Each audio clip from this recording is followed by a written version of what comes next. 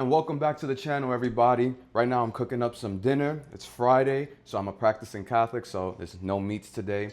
And for right now, for dinner, I got a spinach salad with some kimchi. I got a little bit of some hard-boiled eggs, some red onion in there, some olive oil, sardines, a little bit of avocado, and some pink salt. And then in the air fryer, I have a whole red snapper steak. Looking forward to that. A question that I get asked often, I always get asked, yo, Jay, what ingredients should I be staying away from? What food should I be eating? How should I be grocery shopping? You know, what is it that I should be picking up? What diet should I be running to hit my body goals? As far as ingredients is concerned, as far as what you should and should not be eating and putting in your body, go to the description. You're gonna see my root list down there. I'm gonna leave it there.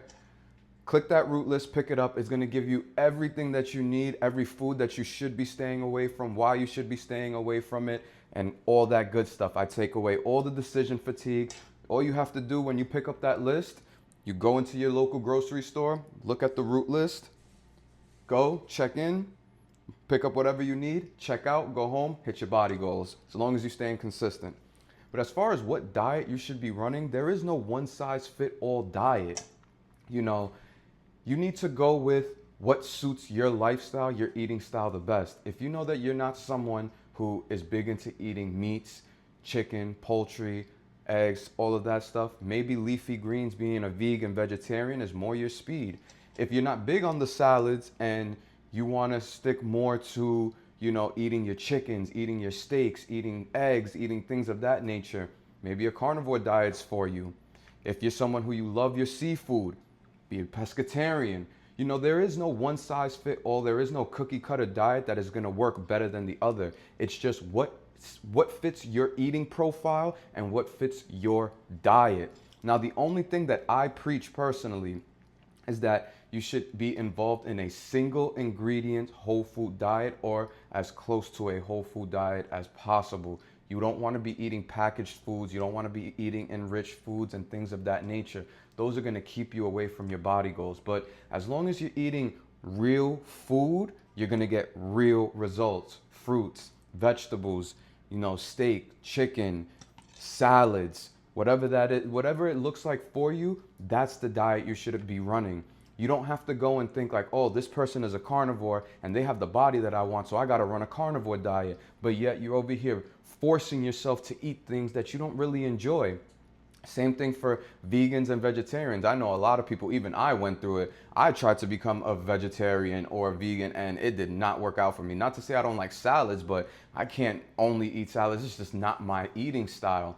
Once I found a diet that really fit me, that really fit my lifestyle, my eating style, the things that I really genuinely liked, oh my goodness, losing weight became second nature to me because it was no longer like I felt like I was on a diet. It just felt like I was eating the foods that I love and I was losing weight while doing it. What is better than that?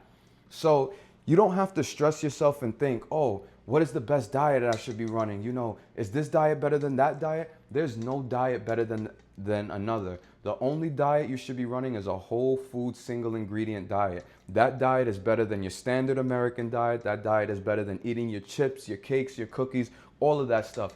And then when you get further down your road into your journey, you'll start to find ways to incorporate your cakes, your cookies, your sweets, and to have those foods that you genuinely enjoy or make a healthier version of it. I tell my clients all the time, whatever it is that you like to eat, there is a healthier version out there. You just have to look for it. You like soda, there's a way to make natural soda to where it doesn't have all these sugars, these bicarbonates and all of that. If you like ice cream, there's ways to make natural ice cream. If you like cakes and cookies and things like that, you don't need refined sugars and stuff. You can use buckwheat honey, you can use flax sugar, you can use monk fruit, raw cane sugar, you could use coconut milk, things of that nature. You can still enjoy the foods you like while still being on a diet, while still being on pace to hit your body goals.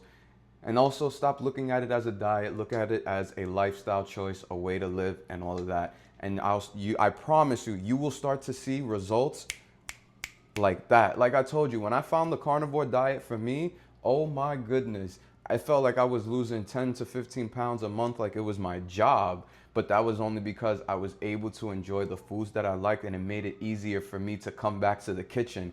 I didn't have to make all these hard decisions. I didn't have to go and sit there like, oh man, I haven't eaten a salad in so long. I haven't eaten this. No, I was eating whole foods. I was eating single ingredient foods, things that came from the earth. I have a saying, if you can't tell me where on the earth you found it, or if it was living or not, you shouldn't be eating it.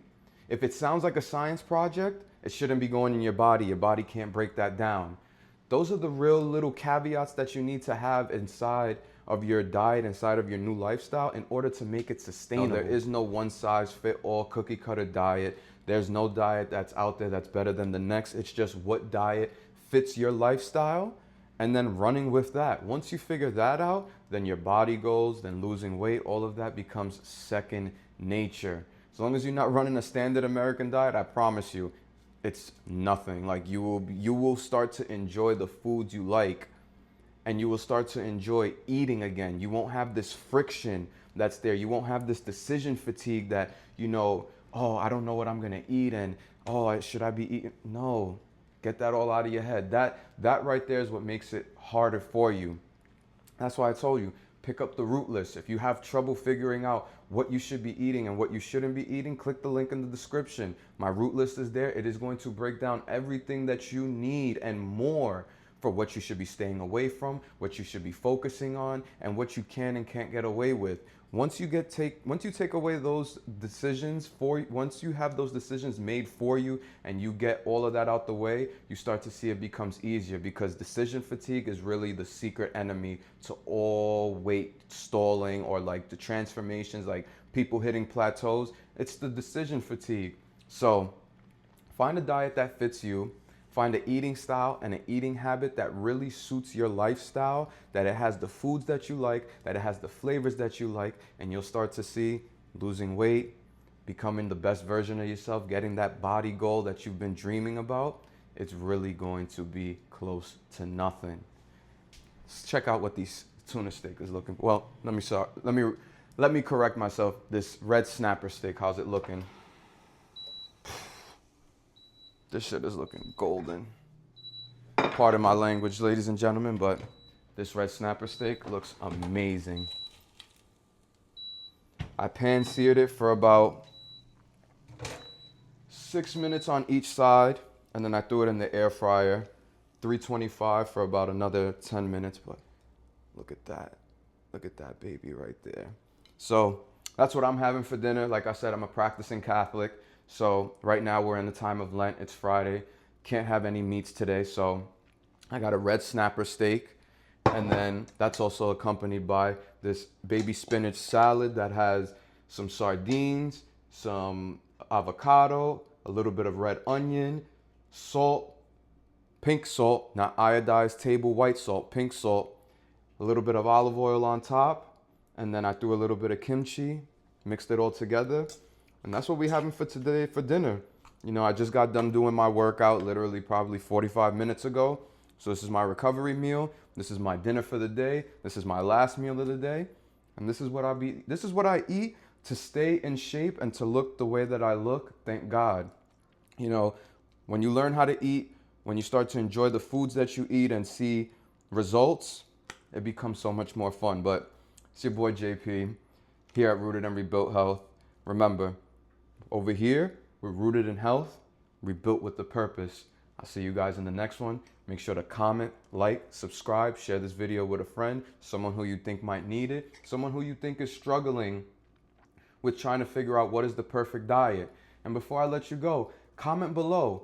What diet are you running? Are you a vegan? Are you a vegetarian, pescatarian? What it is? I want to know. I want to connect with you. I love learning about new diets and new things and different food categories and classes I might have not known about. So make sure you comment below what diet you run and what is your favorite meal inside of that diet.